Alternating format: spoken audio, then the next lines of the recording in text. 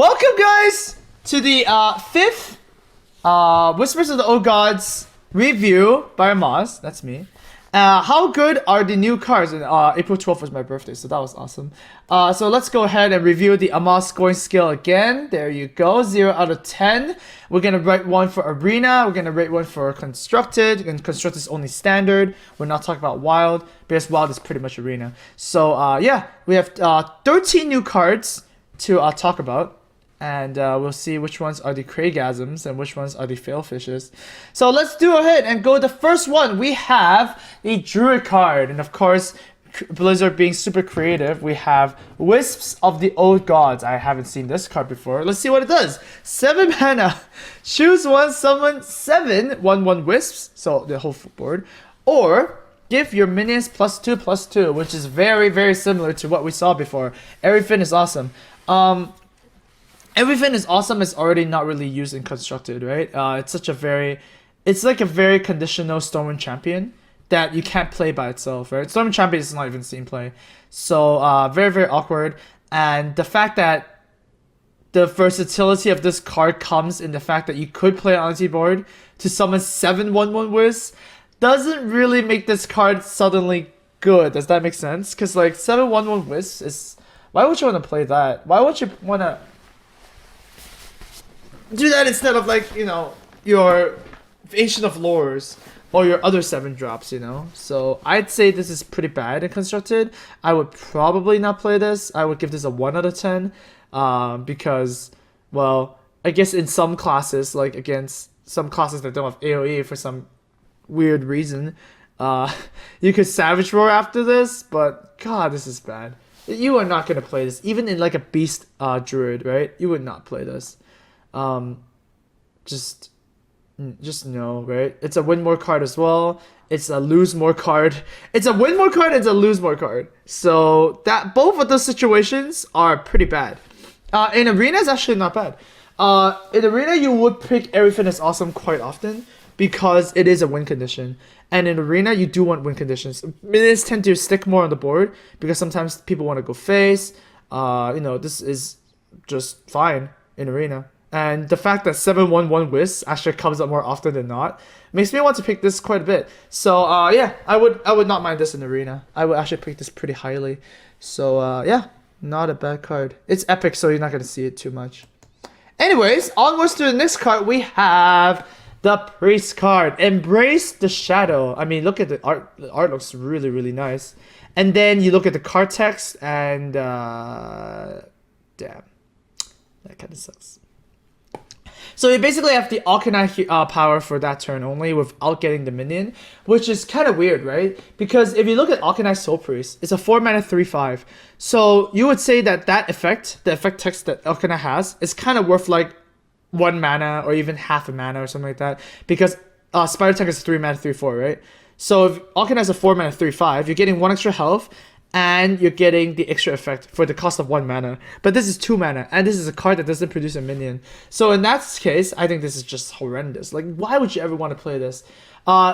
You might play it in a Valen combo deck, for example, right? You play this along with your Emperor Thorazon, and then after the proc of the discount, you go like Valen, Embrace the Shadow, Flash Heal, Mind Blast, and whatnot. But then you think about it for a second and go like, wow, Embrace the Shadow really only helps Mind Blast. I mean, only really helps Flash Heal, and that's it, right? Or maybe your Light of the Naru or something like that. And Light of the Naru is getting rotated out anyways. So you go like, what? And then you go like, maybe I should play Shadow Bomber instead. You know? It's weird. So I would say this is a really bad card. You would not want to play this. I don't even know why I give it a 1. It's probably going to be a 0.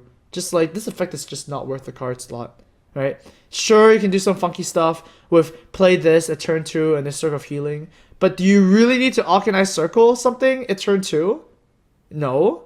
And do you really want to lose the Alkanite value? Like, Alkanite Circle, you still get a 3/1. This, you don't get anything else. And it's a 2-card Flame Strike. That's not what Priest is. That's really bad. In Arena, this is definitely unplayable. Like, just... You're not playing a card that does nothing, okay? No. -1 even. Just do not pick this. Oh man, Priest getting wrecked by epics again.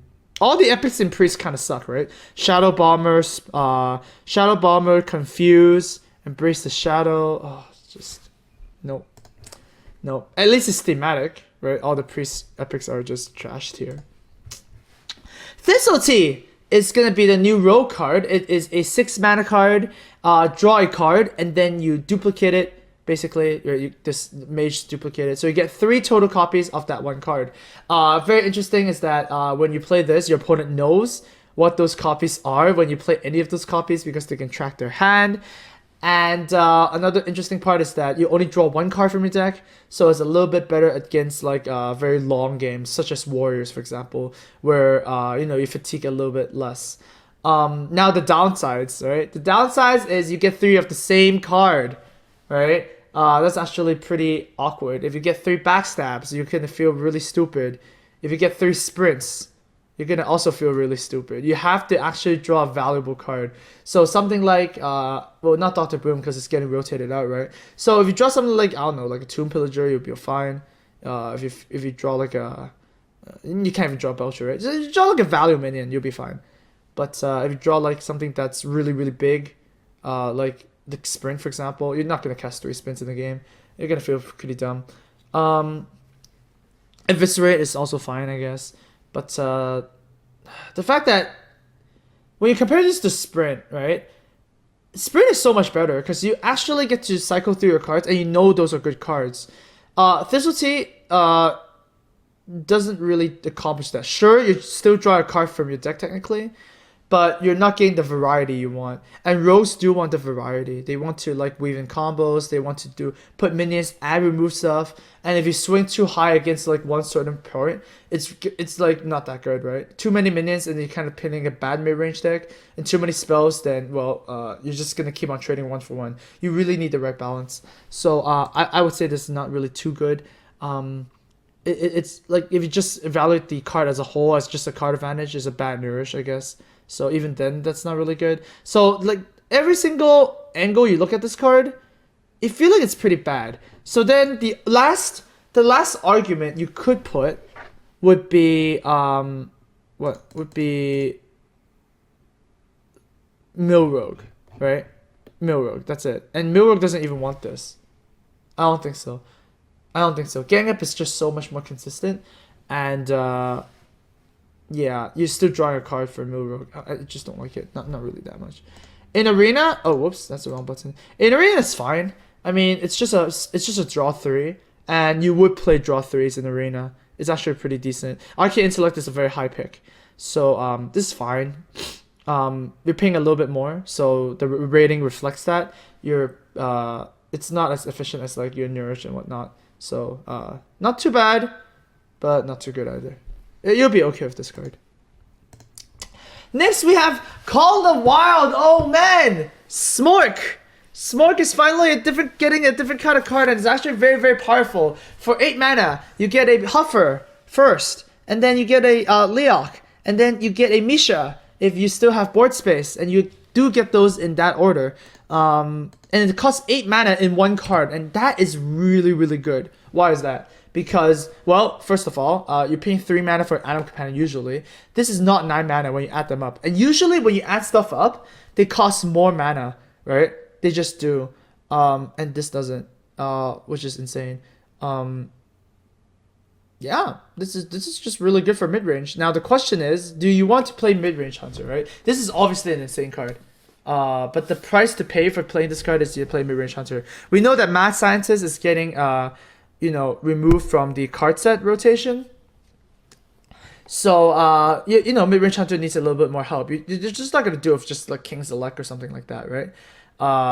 So based on, well, we don't know the whole set yet. We're still gonna give this a high rating just because this card as a whole, as in a vacuum with nothing else, is really, really good, right? You're getting a lot of stats, and you also get a charge immediately. You also get to affect your board immediately. When you play anti-board, you get a taunt. When you're dying, you get a taunt. Like this, everything in this card is just speaks good, right? Very versatile. So I would probably play this in mid-range Hunter and dish the Ragnaros. Ragnaros is always that mid-range Hunter card where you go like, I mean, it's okay, it's not that good. you would still play it. You would kind of still want to play it, but not really. But this card is just amazing. And also the threat of this card on turn 8 actually makes your opponent plays really weirdly, right? They have to remove your whole board. Otherwise, you know, the Huffer plus Leok combo might just kill them. Right? Even with like 1 minion.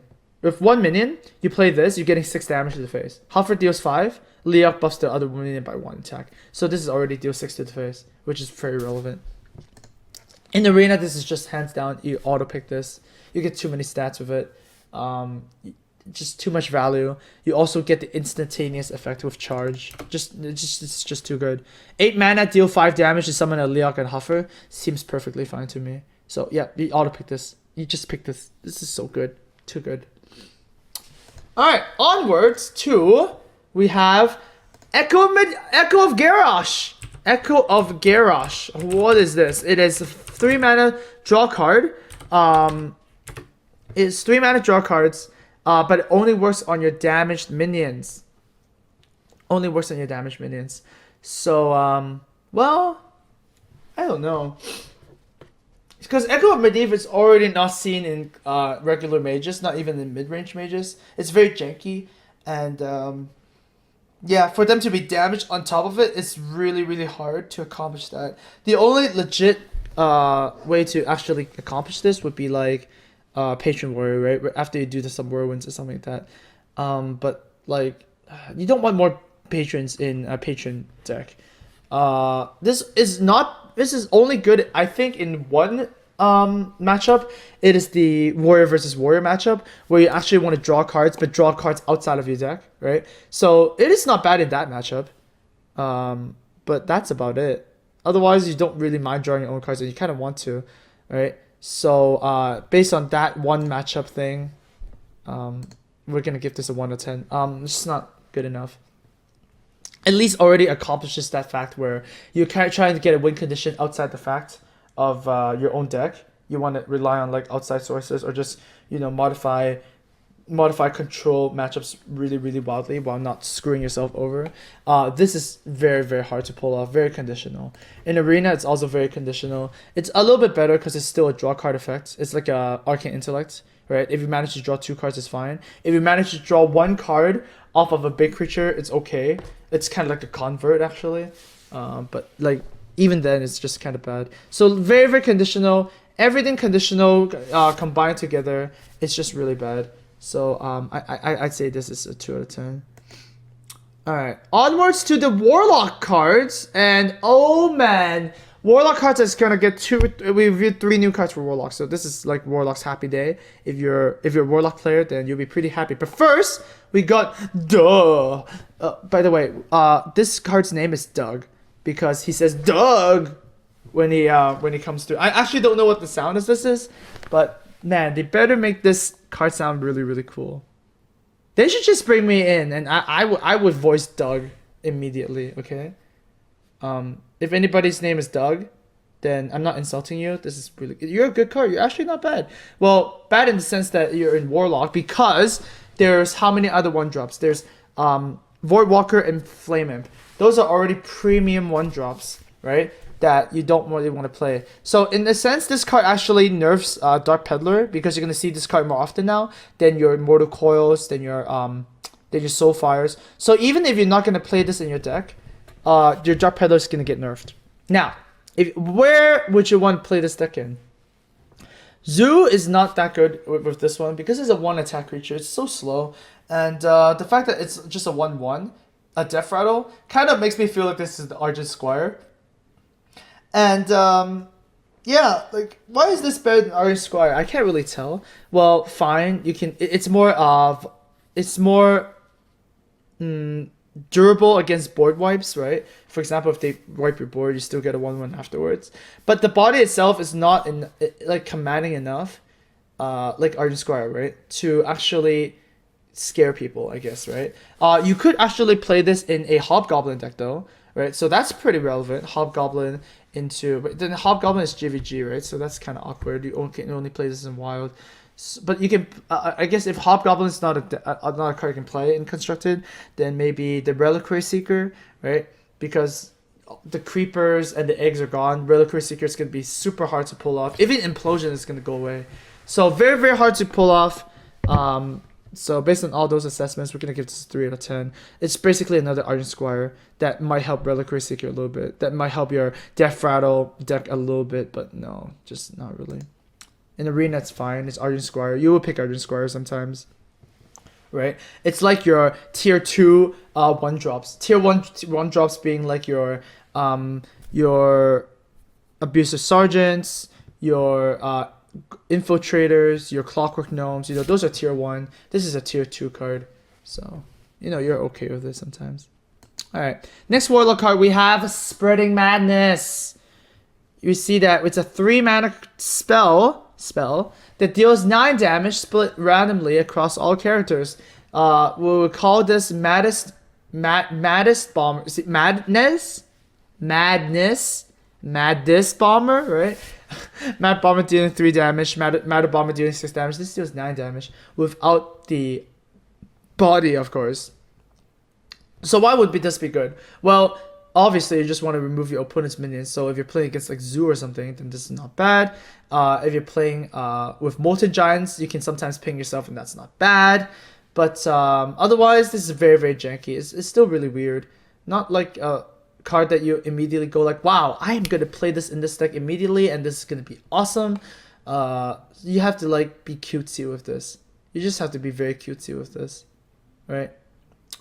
You already have Hellfire. That's a little bit more consistent when you want to, you know, play against Zoo type of decks. Shadow Flame is even better against control decks. This is like really, really good. And with Paladins losing Minibot and Muster as well, this is just even worse. Like Demon Wrath is also good. Like, Demon Wrath is completely fine. Why won't you run that instead? So, yeah. Just...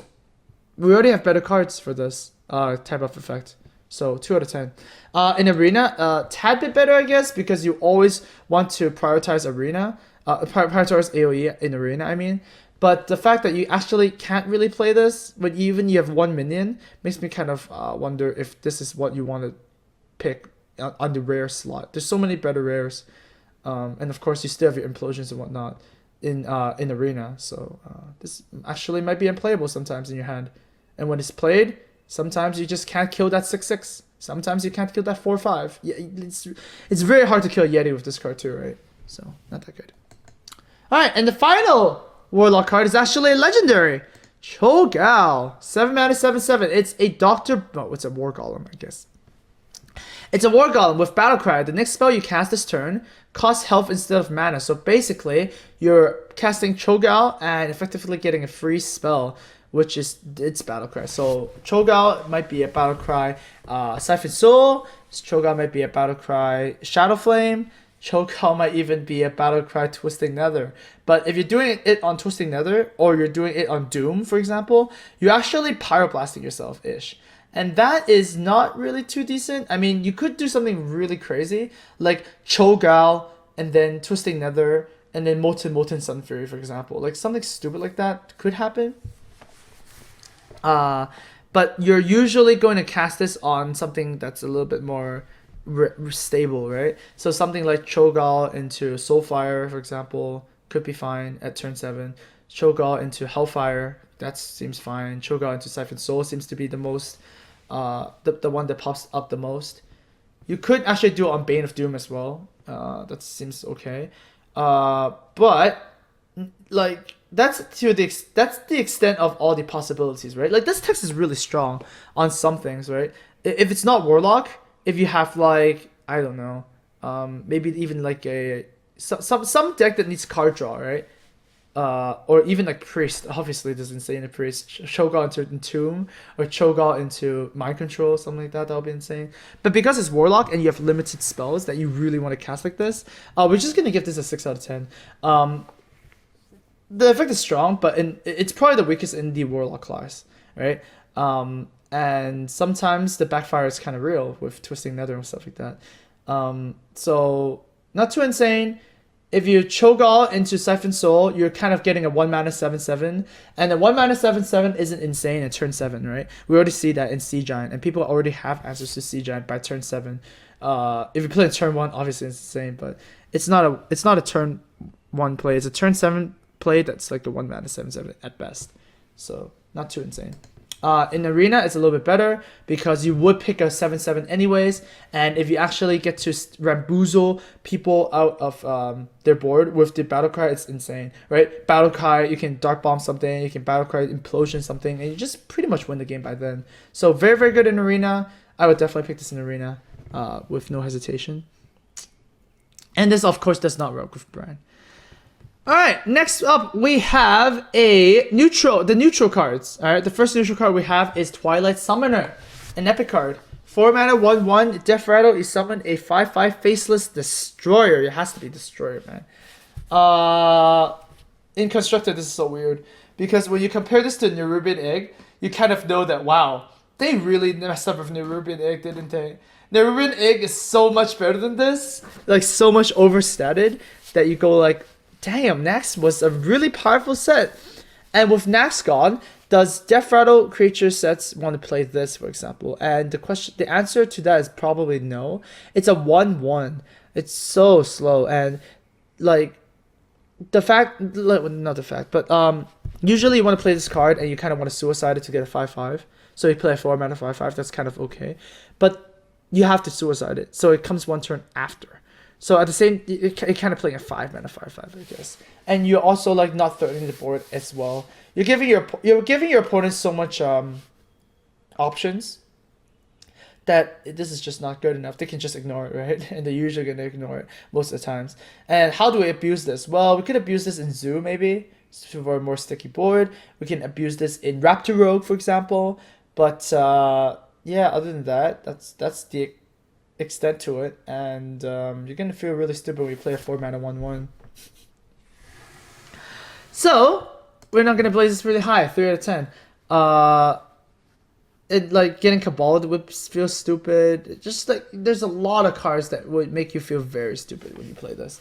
In Arena, it's a little bit better. I mean, it's an egg. It's an Nerubian Egg that you don't need activators on.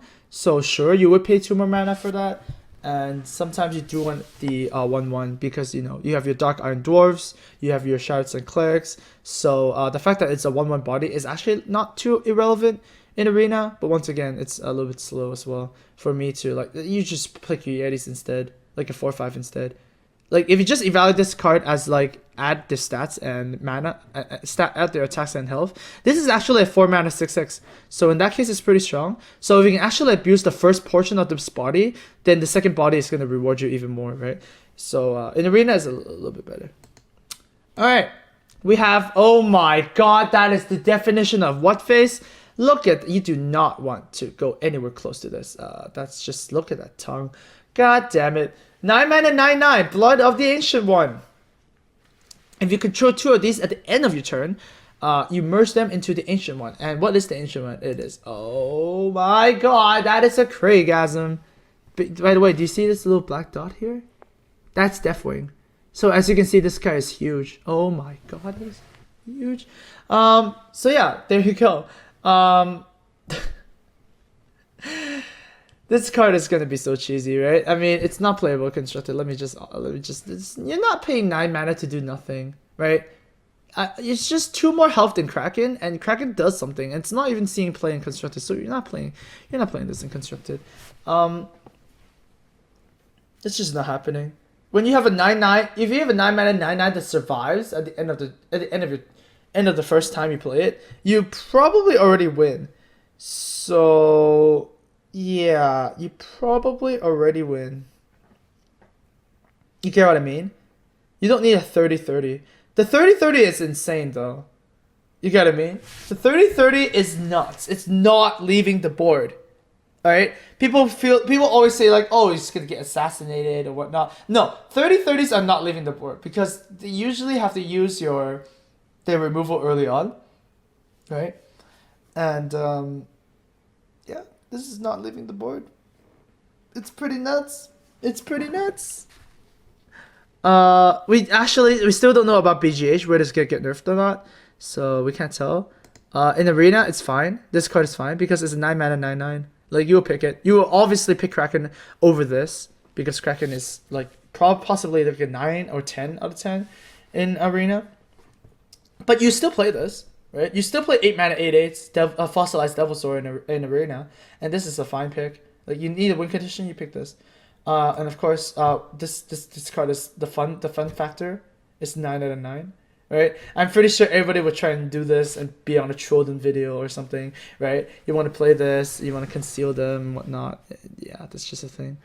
Alright, next card we have is a legendary Soggoth the Slitherer. 5 mana, 5/9 taunt that has a fairy dragon effect, right? It can't be targeted by spells or hero powers.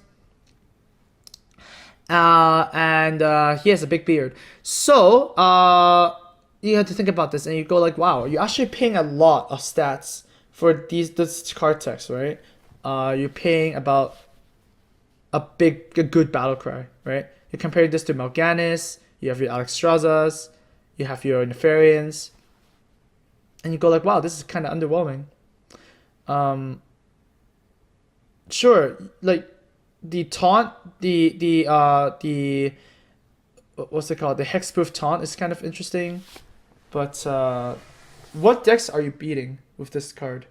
You get what I mean? Like, what decks are you actually want to put this card in? Maybe like Zoo, but they have Power of Warming to plow through this anyways. You want to play this as a control deck? Well, you're playing a 5/9 in control deck that costs 9 mana. That is definitely not that good. And so the only option is mid-range, and I guess mid-range is pretty good. I mean, you could play this against Hunter, but by turn 9 you're pretty much dead anyways against mid-range Hunter. If you're playing against Druid, well, it's cool if they don't nerf combo because it's 9 health, but just no. I don't want to be have no immediate effect for 9 mana. So I would rate this a 2 out of 10. Just not that good, really. It's really hard to remove, I guess, from spell minions, from means of spells. But like people don't remember that the best way to remove a minion from the board is from minions, right? Minions kill minions the best. And yeah, this card text is just not exciting me. In Arena it's fine. It's just a big fat dummy, right? You would play big fat dummy sometimes. You wouldn't need win conditions. And this card actually protects your other cards pretty well. You can also place it to kind of avoid like, you know, your betrayals and your cocks and stuff like that. It's pretty nice. But it's nowhere near the other legendary pirate levels. So 4 out of 10. Alright. And the final, well, no, not the final card. Second final card. Oh baby. Deathwing is back. And he looks a little bit more, well, he's posing, obviously. So he's definitely a poser. His tail is also in the picture, which is really cool. But you have Deathwing dragonlord. It's a 10 mana 12/12, which is huge, right? It's huge. Look at that. It's a big body. And when it dies, you put all dragons from your hand into the battlefield. Wow. That's really, really cool, huh? You play a dragon deck, you play a 10 mana 12/12, they BGH it, and you go like, I have an 8/8, I have a 4/12, and I have a 2/6, and I have a 4/4. Your turn, right? That seems pretty cool. The weaknesses of this card, there is a little bit of weaknesses, right? The fact that the dragons that you play don't have their battle cries coming into the battlefield is a weakness. You also have the weakness of maybe this doesn't proc anything because you're curving out anyways. But I say this is a pretty good card though for dragons. Like it's a win condition, and it's a win condition that actually kind of works against your board wipes and your BGHs and stuff like that. So I would rate this pretty high. This card is pretty promising. It's definitely a little bit better than the other Deathwing in Dragon decks because it doesn't discard your hand, and like Dragon decks actually want their cards, right? So yeah, very, very cool, very, very interesting. I would want to play this.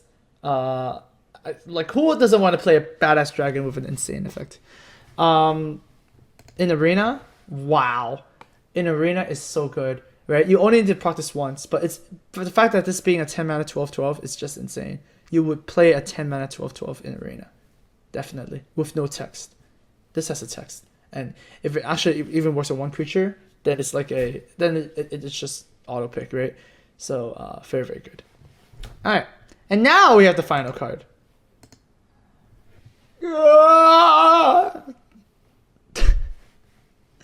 Oh my god, those two guys are going like no. You see these two guys here? Yogg-saron is a 10 mana card, Hope's End. Battle cry. Cast a random spell for each spell you've cast this game. Targets chosen randomly. Someone made a Yogg-saron simulator, right? Someone made a Yogg-saron simulator on like what's gonna happen. So let's pull that up right now. So let's go here. Summon Yogg-saron, 10 spells. I got give a minion +2/+2. Keep in mind that this could target itself, right? And this could also target enemy creatures. So we're gonna give someone 2/+2/+2. We're gonna make someone a sheep, deal 3 damage to everything, and then we're gonna give 3 copies of something. We're gonna starfall our opponent's stuff, maybe starfall one of our own minions. We are dealing 2 damage to random stuff, whirlwinding everything, and then brawl, so everything kind of dies. Moonfire something, and then fireball something. That's pretty bad, right? This is pretty bad. Let's try it again. Oh, look at that! This is like the this is so good, so planned. I didn't plan this, by the way. This is RNG, but as you can see, drawing 2 cards, very nice. We'll draw 2 cards.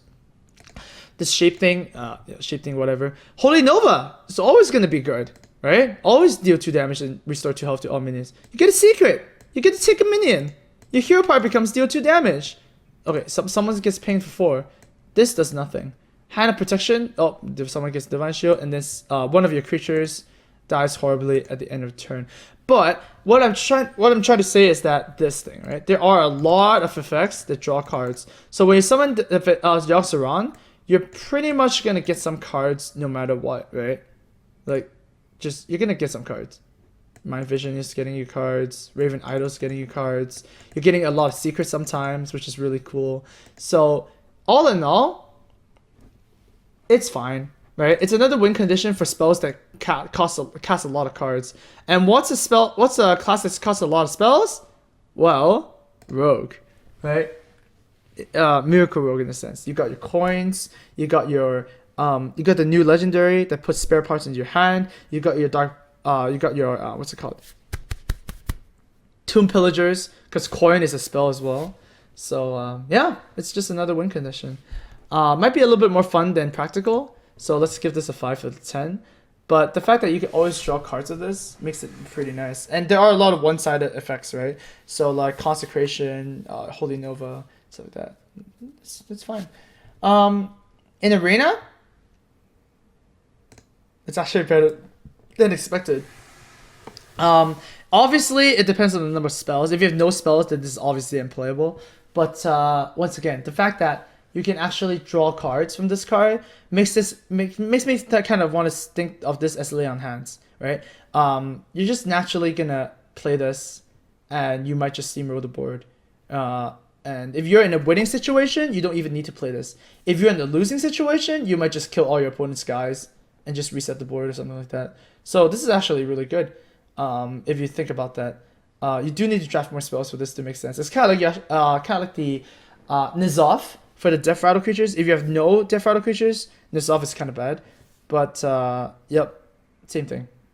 Get a lot of spells in the arena. This is a good pick.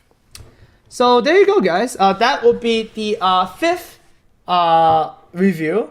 What we want to say before we go is 2 things. First of all, there is a vote for Whispers of the Old Gods that I have that's going on right now. So if you again, you can click the link below the description to go for it. But you want to vote for me? I have this really good shade. Look at him; he's so buff. Why would you not want to see a buff creature over this? Look! I don't know what I'm doing. Versus it's a rogue card probably. It's like I have a lightning sword versus hug me. You know, come on. You have to pick the buff shade. So vote for this, and there's gonna be a video as soon as this vote goes through, and we're gonna put it on YouTube. We're gonna analyze the card and whatnot. And of course, the other one would be that hopefully Whispers comes soon, but there's still half the set remaining, I believe.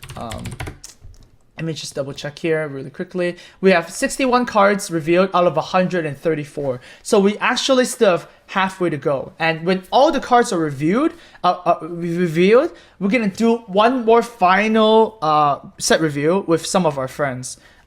you know, maybe get Amnesiac or something like that, and we're gonna rate the whole set again because some early ratings might be bad because we haven't seen the whole set before. So that would be what determines us to be a good predictor of the cards or not. All right. So these are just like the first impressions. But once again, guys, thanks so much for watching the card review. We will see you next time.